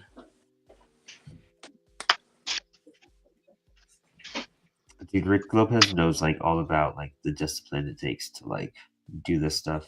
After talking to him, I was like, damn, it's fucking what you gotta do. It's the fucking life. Dude, Knows it. I am so thankful for Rick because he is on my ass about constantly. I'm getting texts from him, and You drawn? like, you drawn? yeah, seriously, like, you drawing? Hey, you gonna get on? You gonna get on and draw? I'm like, oh my word, you're not letting me be lazy. I love it, but like, oh my goodness, he's holding me he's holding me accountable, and I really appreciate him for that. He's awesome. Mm-hmm. Yeah, it's important. It's important to have something like that. Oh yeah. Yep. I just torture myself. So. Oh, I'm like not this is really like this last week was like really my first full week full time because I was like transitioning out of my job, and I worked my butt off. I did like 5.5 pages of pencils and like 3 pages of colors in the week, and then I took 2 days off because I want to have a weekend, and I basically just ended up working on all this other like logistical business stuff, and then just guilted myself for not drawing for those 2 days instead of relaxing. Yeah. That's a life. But that's how I feel running Apollo. I'm just like going to take some time off, and then it never happens. Well, there's always work to be done, and it's tough to not be doing it, Well, dude, I mean, we've been making an anthology a month right now. We're working on another a book for IC3. Actually, Rick Lopez is part of that book. That's rad. And so that's gonna be really sick. We just discussed the cover last night, and I'm super excited. So, that's the one we're gonna get you to draw the picture for. So. That's cool. Yeah. Yeah. I was thinking about that. I can do like I can do like all sorts of funny stuff in the text too. Yeah, dude, I'm hyped. We'll talk about that soon too. I'm pretty excited for that. I didn't even see this, but Dan Price says it looks great, y'all. Dan Price, dude, our boy. Lex is upset that you're not at IC3. She's like, Dan's the coolest. We're in hang soon though. But man, my neck. I was like bending my neck too long. Let's see here. I think I can zoom in my camera a little bit to where I'm working. It's just such a big piece. I'm doing this doom face. Let's see what Tony's doing. Oh, another doom. Dude, it'd be cool to see you do an annihilator.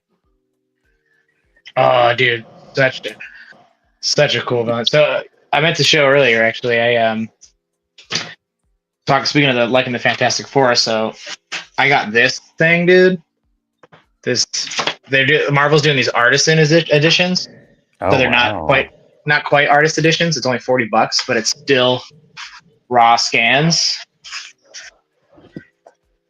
And it's all Kirby Fantastic Four, dude. It's incredible. Oh, it's beautiful. That'd be It so actually much has fun the. to space on it.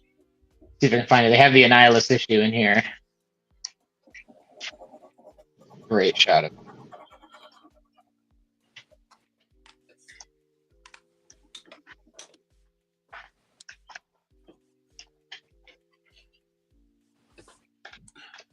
Yeah, I was looking at this today, trying to get that Kirby tech down. You know, he's got a very, very particular way that he draws tech, and it's really cool. Yep. I always I look love at it. It's my favorite. Tech and then Barry Windsor's Smith. I like Tech a lot. Oh, yeah, There he hands is right down. there. Barry Windsor Smith, like I mean, dude, just like studying Weapon X is such a trip, looking at all the wires and like how he connects everything. Yeah. Oh yeah, another one too. Jeff Darrow too does some pretty crazy Oh, tech. yeah. He hasn't done it off lately because he's been doing Shaolin Cowboy, but his tech stuff is rad. Like when he like Hard Boiled, and he actually did design for the Matrix too. Oh, really? Oh, it's Yeah, he was one of the main concept people for the Matrix. Before a New York Comic Con, he was by himself at a table, and I was talking to him. Somebody to sit down with him, and he was telling Matrix stories. One of the stories. Oh, The rap party or whatever. Like he was there. Keanu Reeves was like, "Hey, I heard you designed the ship we're in." He's like, "Oh, I did." He's like, "It was really uncomfortable, man." And he was like, "Oh shit!" He's like, "I'm just kidding, man. It was great. Good stuff." That's funny. that's amazing. Yeah, I met him briefly at New York this year, and he was very cool, very chill. He was. I wanted to get a review from him, but he was like, "Oh, I'm not good at those." So he doesn't do them. So. Yeah, he's one of my favorites, dude. Ever since I saw Hard Boiled, I was like, dang, I want. I actually comics like haven't. that. I actually haven't read Hard Boiled. I have the first issue. I have Oh, it's so good. but I've read Big Boy, Rusty, and Big Boy, and I've read. I haven't read that one before. Oh, it's really good. And then Shaolin. I've read almost. I think I've read all the Shaolin Cowboy. That stuff is crazy. I gotta read that. Shaolin Cowboy is just like a masterclass in visual storytelling. Like a ton of the issues are literally there's just like almost no dialogue. It's just like, and what I love about that book too is that like it's just him drawing what he wants. Like one of the things that he told me about when I talked to him about Shaolin Cowboy and stuff, he's like, yeah, people keep coming to me and telling me that like I need to. He's like, oh, you like like Shaolin looks cool, but like it's like they don't like his writing, and they're like, you got to get with a writer. And he's like, well, like he's like, no, I don't. He's like, I just wanna. He's like, I like doing Shaolin Cowboy because I get to draw whatever I want. And like it's like hell yeah, dude. Like and it's like good. It's like it's not like a compelling like story, but like it's just an excuse for him to go off. And it's like I love that the idea that it's a book that's just like an artist being like, you know what, like I don't need to work with some crazy writer or something. Like this book is just all about the art, and it's worth it. It's like it's just so worth it to read. That's sick. Yeah, there's he's one one of my issue. favorites. There's one issue that's just like 40 pages of the Shaolin cowboy killing zombies, Oh, it's so much fun. and like not Oh, a single word is said. That's fantastic. That was awesome. I love. Yeah, he's got like a double chainsaw staff, dude. Oh my god, sick. Dude, yeah, it's just so cool. Like, and I'm. It's cool that you told that story about like how he feels about it, because I didn't know that, because I just randomly got into his stuff because I saw it at my local comic book store, and I picked it up, and that's the feel I got from it, and it really spoke to me because that's what I want to do. I just want to do what I want, and I'm not going to try to try to do what the masses want or like what they expect. I'm just doing what I see in comics. Yeah, no, it is really refreshing, and you know, especially as somebody hit his caliber, because he could work with, you know, the biggest writers in the industry if he wanted to, but he's just like, no, I'm gonna draw my kung fu cowboy, you know, just fighting, kicking ass in the desert, and it's fucking awesome. Oh yeah, it's so good. And if you notice, Brandon, but I'm using the branded spilled ink paper for this. Oh, nice. Oh, yeah. Yeah, we have blue line paper. It's so much. It's so great, dude. I have a blast using it. I've never had any issues. Like the bleeds work really well in it. Like it Yeah, I absorbs used it just right for. out. I haven't really used it for comics. I used it for the Mighty Mascots promo piece that I did, and the Oh, bleeds are cool. perfect. I like to work a little bigger though. So like I work pretty much. I work within a quarter inch of the edge of the paper pretty much. I like the extra Wow. space, so I haven't used it for an actual book yet, but I might. It's gonna be interesting. We got some solid blacks in there already. Oh, man, this is getting intriguing. I put so many lines on this piece. So when I get fun, I'm like I'll watch TV with my girlfriend, and then I'll just draw for a bit until I'm worn out. And this week I definitely went at it. I could tell. I'm just barely about to wrap up this Doomhead. I started drawing. I know something I want to do more is I started drawing while watching TV and trying to draw the characters. And it's Oh, like a yeah, really that's fun. cool.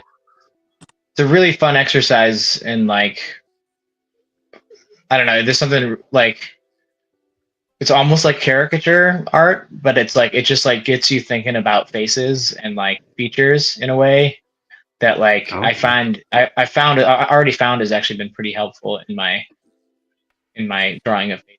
So I think it's something I want to work in. Pretty I'm doing that more. regular routine.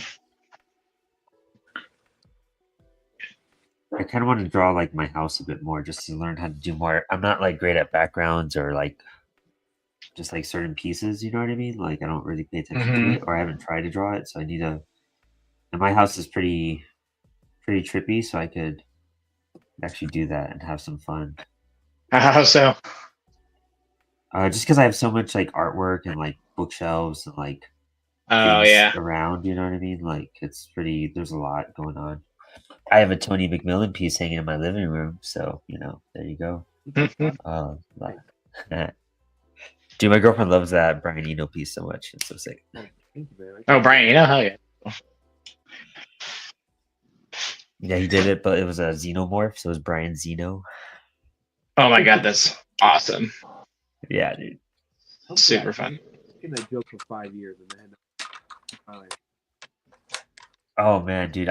Once I saw it, I was like, "This guy's on my level. I love it. Like, I get this. I love it." Because I listen to Brian Eno a lot. Sometimes even when I'm writing or when I'm just like trying to focus, like he has I mean, Oh yeah. he's done great collaborations, but like just putting on like his museum music is really cool. Like, Yeah, the only thing I've really listened to is music for airports, but I listened to it while drawing for like a few weeks recently this year. Yeah, it's really cool. Like Dan Bowie's like Wu-Tang Clan, where so many associates and affiliates, and Brian Eno to me was a Bowie affiliate. That's how I got into him. oh yeah, Oh yeah. But Bowie's like the solar system. He's like the sun in the middle, and there's like Mark Bolan, Brian Eno, Lou Reed, all these guys. They're all connected to him basically, like the Wu. You know who one of my favorite affiliates is? Are you guys familiar with Adrian Belew? Yeah. Wait, Yeah, he did guitar on Heroes, and he's his era where he was the lead singer of King Crimson is my favorite. King Oh, he Crimson did era. Crimson. Yeah. Yeah, he did the albums Discipline, Oh, yeah. Discipline. Three of a. I don't know if the album is called Three of a Perfect Pair, but the other that '80s era where they're kind of like the Talking Heads is incredible, which makes sense yeah. because Adrian Blue was also in the Talking Heads, but yeah, he's that I know stuff is. you're a King Crimson fan. That's so sick. I'm a really big King Crimson fan, dude. Oh, Their really? Edge is Hell like yeah! so I didn't know amazing. that. Yeah, I love King Crimson, dude. Yeah, and Especially that era. But yeah, I saw them live. Their last tour in the U.S. It was the last tour they'll ever do in the U.S. Wow. okay, It was like What were 3 you years saying again, ago. Tony? after Fripp. Oh, what was that, Tony? I missed that first part. Okay, I named the character Fripp in Serious Creatures. Oh, Oh, dude, that hell yeah. makes sense. That's amazing. I almost just smeared ink. Caught it though. I caught it. I'm almost done. I just gotta wait for this stuff to dry so I can touch up some of these blacks. I'm pretty much done. Oh man, I'm just like barely starting to wrap up this Doom head before I switch to the next spot. I might put a white outline around Doom to make him pop forward a little bit more. I gotta tighten up some of those white lines on the black and the tech. This is dope. I'm really happy with how this came out.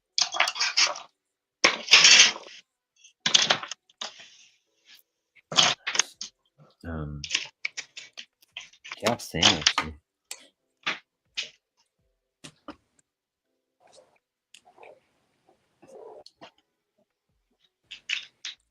I'm gonna have fun. I'm probably gonna end up working on this for like a while afterwards. No way am I finishing the Godzilla body in 20 minutes.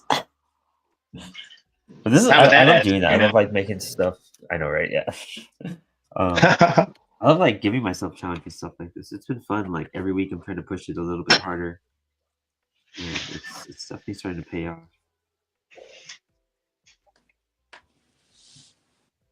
Yeah, it's good. It's a cool exercise too to have it under the time crunch. You know, it kind of makes you doesn't give you the space to kind of, you know, walk on eggshells. You just kind of got to go for it.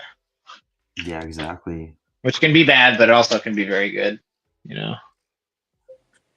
Well, last week we had that Cosmic Lion night, and we like spun to see who would get what character. We were doing each other's original characters. And, oh, that's cool, dude. Yeah, it was fun. I think I have it. So I colored it mine recently. Oh yeah, my Feral Star's right here. I don't know if you can see it. There we go. Oh, that's rad, dude. Got the Dark Knight Returns pose going on, kind of. Yeah, exactly. Yeah, there you go.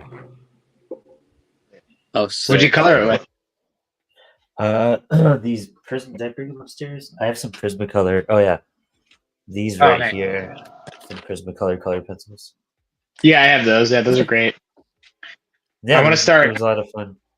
I want to start doing working those into my Copic pieces because anytime I need to fill in a background, it absolutely demolishes the ink in my Copic. So I want to start filling in the full spaces with those instead. Just a little bit more centered.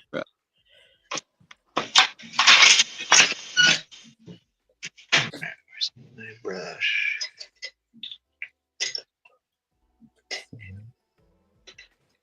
Okay. I think I'm gonna make the Godzilla a little messy, actually, just for like visibility and make him look more monstrous, I guess.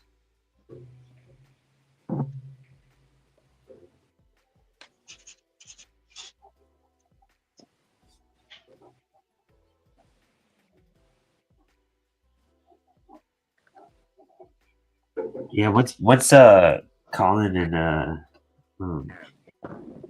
Tony have like we were saying like what do you want to draw in the chat, and it's been fun doing that with creators and seeing what they spit out because then I'm just like mashing stuff together and it's all challenging and I was like I'm really down for this Godzilla versus Yeah, it was- Fantastic Four idea. Like, Oh, I didn't realize the.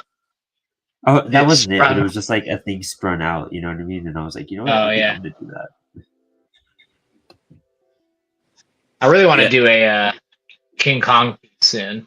I just saw the original King Kong for the first time, Oh, cool. and there's like a shot in it that is like absolutely gorgeous. Like the backgrounds in that movie are like the jungle scenes are insanely beautiful, like painted background. Oh, that's cool. Yeah, I kind of do. There's like a certain scene that I kind of want to recreate in a Kong piece. Booby, Jesus Christ, dude. Oh my god, come on, my lap. Oh, you scratched me. Oh, that hurt, dude. You suck. Oh, That was my stomach. You're not the computer. All right, cool. last night, I told you I stayed up late in the night while my girlfriend was doing homework. And last night, our cat was just like absolutely harassing us. Like we could not figure out what she wanted. Like kept trying to knock stuff over, freaking out. And then like after like 2 hours of it, my girlfriend got up and she just like laid in the chair that she was sitting in and went to sleep. Like she just wanted to steal Oh my my girlfriend's god. chair. It was so obnoxious. And then she went sound asleep for the rest of the night. Just done. Yeah, happy. Dude, that's the way cats are. It's insane. So It's literally insane.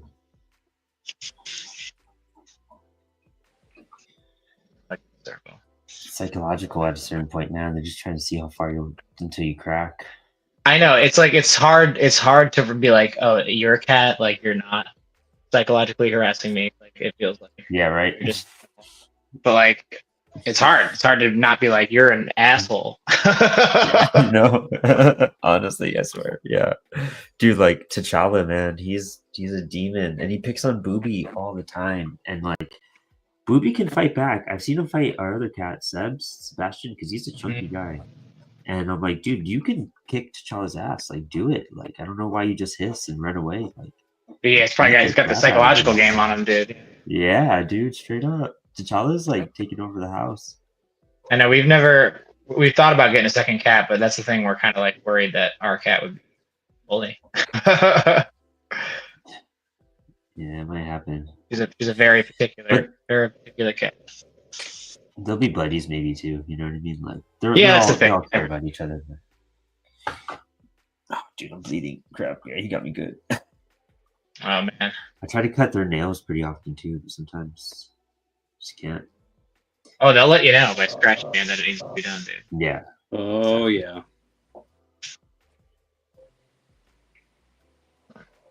Honestly, if you get a second cat, I swear to God, like just like do Klarna payments, but get one of those litter robots because it's the greatest thing ever, dude. It saves Oh, so really? much hassle and stress. Yeah, I swear to God. Oh yeah.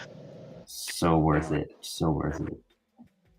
If you have one cat, it's not bad. You know what I mean? Like I used to just use Pretty Litter with T'Challa when it was just him, but having 3 cats, like Oh yeah, I can't.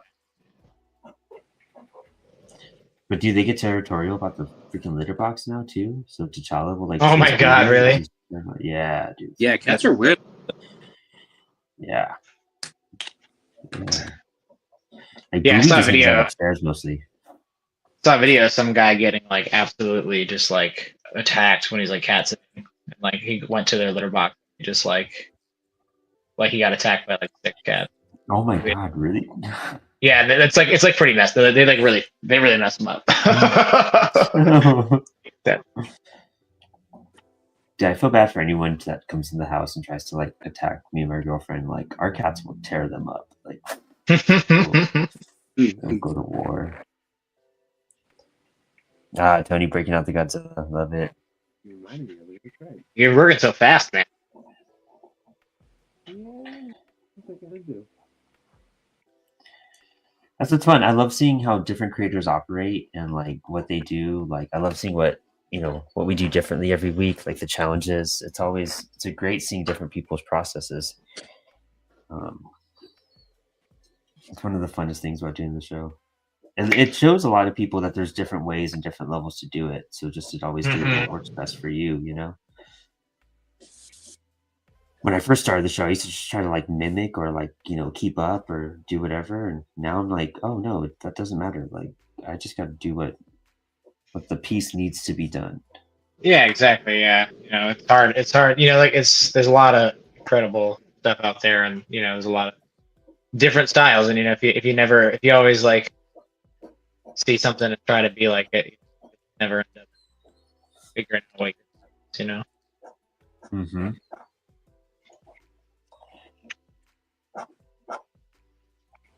Let this pin kind of recharge a little bit.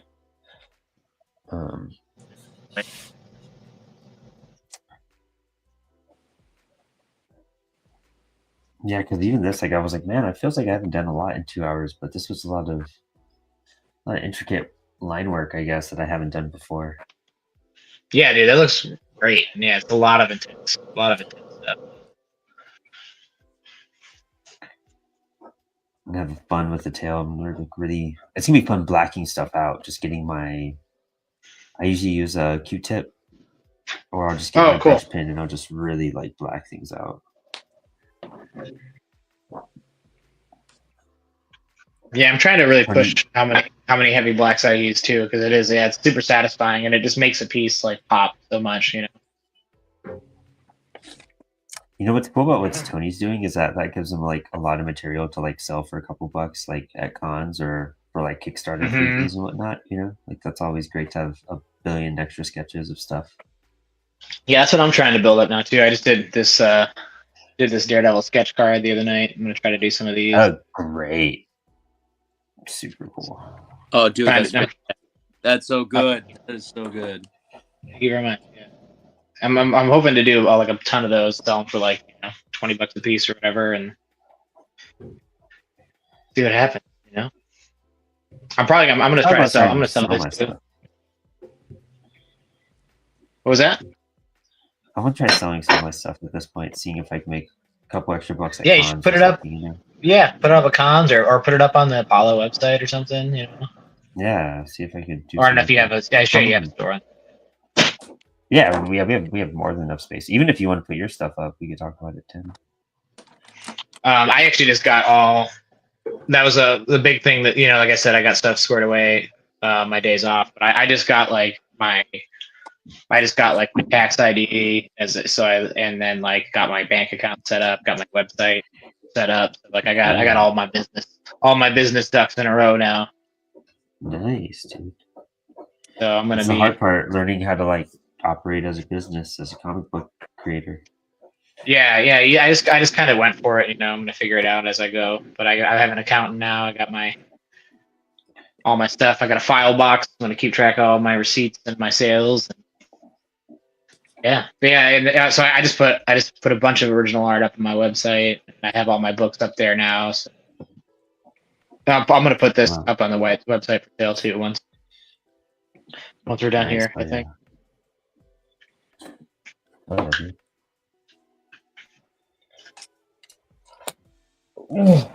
pretty much done. I gotta let some of this dry before I can touch it up. We could do some highlights right here. Let me try to put a spotlight on some people. So that's me. Let me find the layout. There we go. Let's show yours real fast, Tanner. Yeah, here. Oh, how cool, dude. Better angle. I love like the blacks you have in the background there. That looks really great. And that little like the shadowing you did on the thing is awesome. Great. Yeah, the drop shadow. Thank you. Yeah, the that was the thing with the Kirby tech. Sometimes you like a lot of areas like that are blacked out. I tried to do a couple. Yeah, it came out well. That is so cool. So cool. Colin. It took me a while to get that. The first couple layouts were rough. Dude, your Doom mask is great too. Jeez, man. Oh, thanks.